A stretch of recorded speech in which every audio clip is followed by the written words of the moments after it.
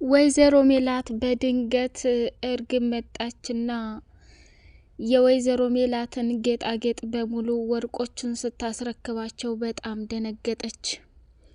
ስሚ ማሚ፣ እኔ ወደዚህ ቤት ተልኬ የመጣሁት በወይዘሮ ባዩሽ ብቻና ብቻ ነው።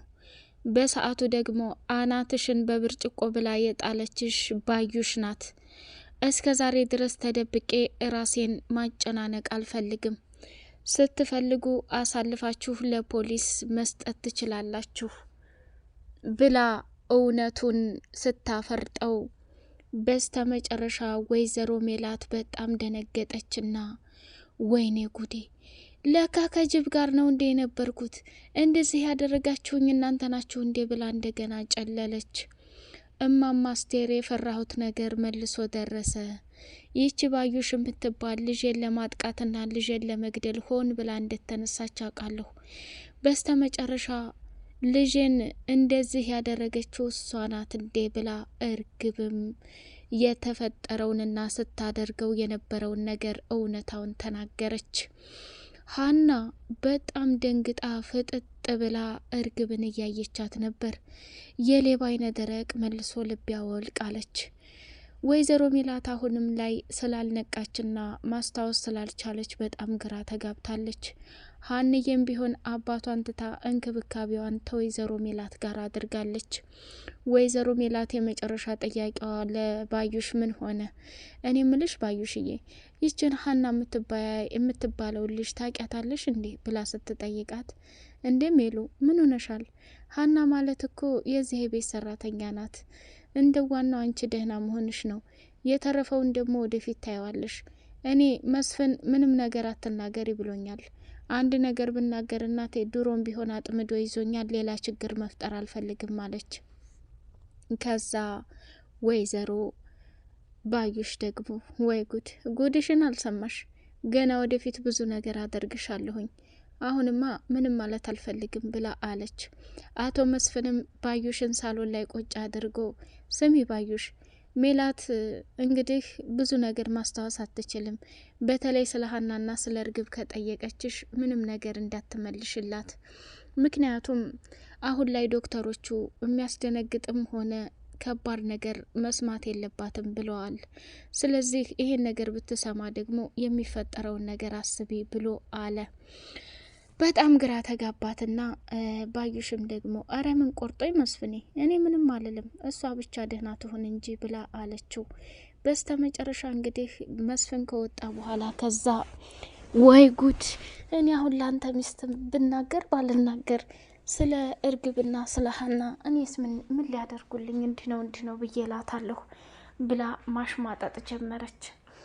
ሀንዬ አባቷ መስፍን፣ እኔ ምልሽ ሀንዬ፣ እንግዲህ አንቺ ከልጃችን የበለጠ እንክብካቤ እያደረግሽ ነው። ለሰላምዬም ከሚባለው በላይ ብዙ ነገር አድርገሻል። ለወይዘሮ ሜላትም እንደዛው። አሁን ግን የምፈልገው አባትሽ ይህን ያክል በጨዋ ይህን ያክል በጥሩ ነገር አሳድገውሻል። ይህን የመሰለ አባት ደግሞ እንደ ቀላል መተው የለብሽም። አባትሽንም እየሄድሽ እንድትጠይቅ ይፈልጋለሁኝ ብሎ አላት። እሺ አባዬ፣ አንተንም በጣም አመሰግናለሁ።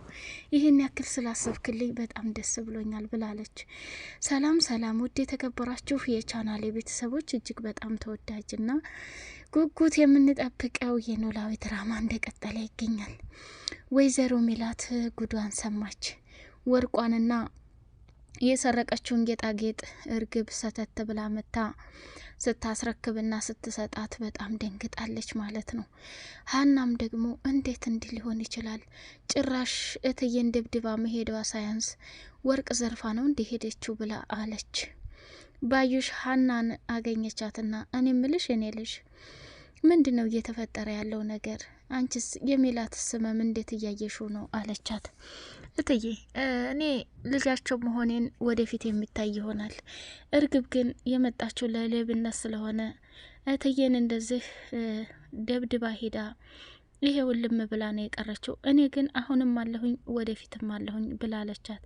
አቤት አቤት አቤት፣ እንዴት ነው የሚያደርጋት እያለች አለች ባዩሽዬ። ድንብላል እንግዲህ ወይዘሮ ሜላት ሆስፒታል ገብታ ስትቀበላት በጣም እያለቀሰች ነበረ። ግራ ተጋብቷት ፍጥጥ ብለው ሲያው ደሞ ይቺ ማናት? የማናት ሰራተኛ? መስፍን የድሮዋ መሰረትስ የት ነው ያለችው? እያለች መጠየቅ ጀመረች። መስፍን ደግሞ ግራ ተጋባና አረ እኔ መሰረት የምትባል አላቅም የማናት መሰረት እያለች አናግራ ገባት። መስፍን ደግሞ ከ2 አመት በፊት የመጣች ሰራተኛ ነበረች። እኔም በሰዓቱ ወደ ኢትዮጵያ አልነበርኩም እና እሷ ነበረች የዚህ ቤት ሰራተኛ፣ እሷን አስታውሳት ሊሆን ይችላል ብላ አለች። ድንብላልን ወደ ውስጥ ግቢን ያናግርሻለሁኝ አሏት። ድንብላልም ወደ ውስጥ ገባችና ምግቧን ምናምን እየሰራራች ሀንዬ መጣችና እኔ ምልሽ ድንብላሌ የዛሬው ምግብ አንቺ ለኛ ስሪ፣ እኔ ደግሞ ለትዬ እሰራለሁ አለቻት። እንዴ ለምን አይቻልም? ኩሽናው እኮ የኔ ነው። ስለዚህ ባለስልጣኒቱ እኔ ነኝ። ስልጣኒቱንም ተጠቅሜ ይሄን ነገር እንድታደርጊ አልፈልግም አለቻት። በጣም ተገረመችና በመጨረሻ ላይ እሺ ትርንጎዬ ስሪ፣ አንቺ ካስደሰተች ስሪ አለቻት። ሀንቾም እንግዲህ ምግቧን ለወይዘሮ ሜላት ሰራችና ሰጠቻት። ካበላቻት በኋላ መድኃኒቱን ስትሰጣት እኔ ምለው እትዬ እርስዎ እንዴት ነዎት? አሁንስ እየተሻለዎት ነው ማለት ጀመረች። እሷም ደህንነቷን ነገረቻት። በመጨረሻ ላይ እትዬ ስለ ራቱ እኮ ምንም ነገር አላሉም። እንዴ ማመስገንም ካለብኝ ሰራተኛይቱን ነው። አይ እኔ ነበርኩ የሰራሁት። ወይ በጣም የሚጣፍጥ ምግብ ነው አመሰግናለሁ ብላለች። ይሄማ ጣፍቶታል ማለት ነው አለች። በጣም የሚጣፍጥ ምግብ ነው ብላለች። ሀና እንግዲህ በወይዘሮ ሜላት ላይ ታውቀኛለች የሚል ጥርጥር እያደረባት ስለሆነ ሜላት ግን በፍጹም እያወቀቻት አይደለም። በመጨረሻ ላይ እትዬ እኔ በቃ ደክሞኛል ልተኛ፣ እርሰው የሚረፉ ብላ እንትናለች። ድንብላልም ወደ መኝታ ቤቷ ገብታ ልትተኛ አቶ መስፍን በሩን ከፍቶ ገብቶ ስሚ ድንብላል፣ ቅድም ወይዘሮ ሜላት እንደመጣች ስትናገርሽ ተናደርሽ እንዴ? ኧረ አልተናደርኩም ጋሼ። እንግዲያውስ እውነቱን ልንገርሽ፣ ከ2 አመት በፊት ያለ ትውስታዋን በፍጹም ልታውቀው አትችልም እና በምትናገርሽ ነገር ሁሉ በሙሉ እንዳይከፋሽ ብሎ አላት። አረ ችግር የለውም፣ ምንም የሚከፋኝ ነገር የለውም። አዎ እና እስከምታስታውስ ድረስ መረዳት መቻል አለብሽ አለቻት።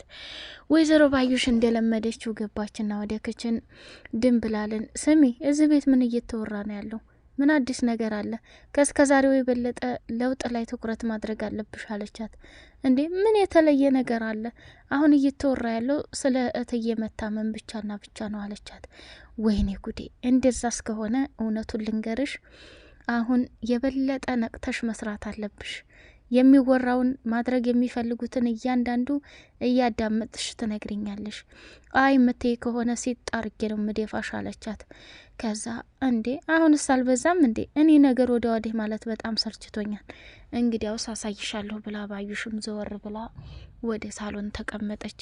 እርግብ የዘረፈችውን ወርቅና ጉዳጉድ ይዛ ከጓደኛዋ ጋር ሆና ጓደኛዋን ቤት ሆና ሄጅና ወይዘሮ ሜላት ቤት በር አንኳኩተሽ ሞታለች አለች የሚለውን አጣርተሽ ነይ አለቻት። እርግብ እየተጨናነቀች ያለችው ሜላት ሞታለች ወይ የሚለው በጣም አጨናንቋታል።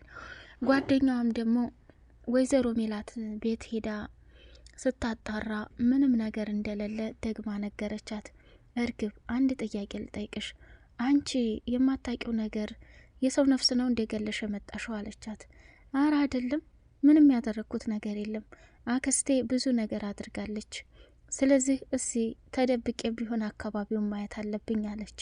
እሺ አለችና ጓደኛዋም ወደ ወይዘሮ ሜላት አካባቢ ሲሄዱ ባዩሽን መንገድ ላይ ያገኟት። ባዩሽም ሱክ ሱክ እያለች ተምቹ ላጎቱ እርግብ እንደናፈቀችውና እርግብን ማግኘት እንደሚፈልግ አጎቱን ለመነው። አጎቱ ዘሪሁን ደግሞ በተደጋጋሚ ወይዘሮ ባዩሽን እየተከታተላት ሳለ በመንገዱ ስታልፍ አያት። አንቺ አውሬ፣ እርግብን ላገኛት እንጂ አንቺን የዘላለምን ጦሮጦስ ነው ማስገባሽ እያለ ፎከረ። ተምቹ እንግዲህ ከአጎቱ ጋር ሆኖ መጠጡን እየጠጣ ምግቡን እየበላ የሚያስበው ስለ እርግብ ብቻ ነው። መጨረሻውን እርግብ በጣም ጥሩ ልጅና መልካም ልጅ እንደሆነች ሲነግረው የተምቹ አጎትም በጣም ተገረመና እኮ ጥፋቱና ጸጸቱ የኔ ነው፣ እሷ ሚስጥር ብላ ያወራችኝን ለእናንተ እያመጣው ተናገርኩኝ፣ እርግብን አሳልፌ ለእናንተ ሰጠኋት፣ ይሄው እውነታውን ስታቅ እኔን ትታኝ ጠፋች፣ እኔ ግን በሷ ፍቅር በጣም ተሰቃየሁ እያለ ማውራት ጀመረ። አጎቱም ደግሞ ተው እንደዚህ አትሁን ዱብ አለ፣ ለሁሉም ነገር መፍትሄ አለው፣ እርግብ ገባችበት ቦታ ላይ እናገኛታለን፣ አንተ ብቻ መረጋጋት ነው ያለብህ፣ መጀመሪያችን አሮጊት ካገኘን በኋላ የትና ምን መግባት እየቻለች እንደሆን ማጣራት አለብን፣ ከዛ በኋላ እርግብን እኔ ፈልጌ ያመጣታለሁ ብሎ አለው። አቶ መስፍን እንግዲህ ቤት ለቤት ስለ ሜላት እያሰበና እየተጨናነቀ ይገኛል። ሀናም ወደ አባቷ ቤት ተመልሳ ስትመጣ የአቶ ኖላዊ ልብስ ብትንትን ብሎ ድስቱን ክፍት ስታደርገው ምንም ምግብ የለ፣ ቤቱም ደግሞ ዝርክርክ ብሏል። ወይኔ አባዬ ለካ ይሄን ያክል ጊዜ እርግፍ አርጌ ትችህ ምን እንደምትበላና ምን እንደምትጠጣ እንዴት ማሰብ አቃተኝ ብላ ራሷን ጠየቀች። ሀና እንግዲህ መስፍንም ቢሆን አባትሽን ልትንከባከቢያቸውና ልትርቃቸው በፍጹም አልፈልግም፣ እንደዚህ እሳቸው ባይኖሩ ኑሮ አንቺን ለራሱ የማገኘት እድላችን እንዲሁም ደግሞ በስነ ምግባርና በጸባይ ያሳድገው አንቺን የማየት እድላችን ከባድ ይሆን ነበር። አባትሽ ደግሞ ባለውለታ ናቸው። ባለፈው አሴር የሚባለውን ጓደኛሽን አገኝቸው፣ በቃ ሀናን ለኛ ተውልን፣ እናንተ እውነቱንም ሆነ ውሸቱንም እናንተ ታውቁታላችሁ ብሎ ለብቻ አንድ ቀን አናግሮ ነበር። ያ ጊዜ ትዝ አለኝ። ያ ልጅ ግን እጅግ በጣም አስተዋይ ልጅ ነው። ስለዚህ አባትሽን ዛሬ ጠይቂያቸው ብሎ አለ። ሜላት አሁንም በድጋሚ እኔ ምለው ባዩሽዬ፣ እንደው ይቺ ሀና የምትባለው ልጅ እኮ ልጄ ሰላምዬ ምንም የማታደርገውን ነገር እሷ እየተንከባከበችኝ እያበላችኝ ነበር እና ስለ እሷ የምታውቂው ነገር አለ ወይ ብላለቻት። ሜላት ትንሽ እያስታወሰች ይመስላል። እኔ ምለው ትዬ ምን ነው በሀሳብ ሄዱ? ስለ ልጄ ሀሴት እያሰብኩ ማለት ለ15 አመት ሙሉ የጠፋችኝ ሀሴት ነበረች። ብታያት እንዴት አለች ቆንጆ ልጅ ነበረች።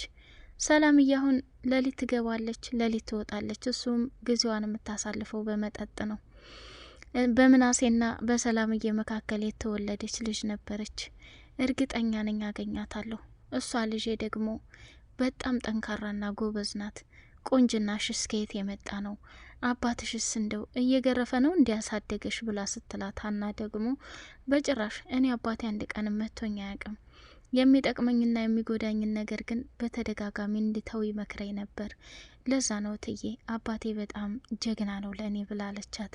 በጣም ከምነግርሽ በላይ እና አሁን እውነቱን ስነግርሽ ታዲያ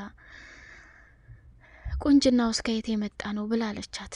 በእናቴ ይሆናላ እያለች በውስጧ ማውራት ጀመረች። አሁን ሀሴት 17 አመት ሆናት ከጠፋች።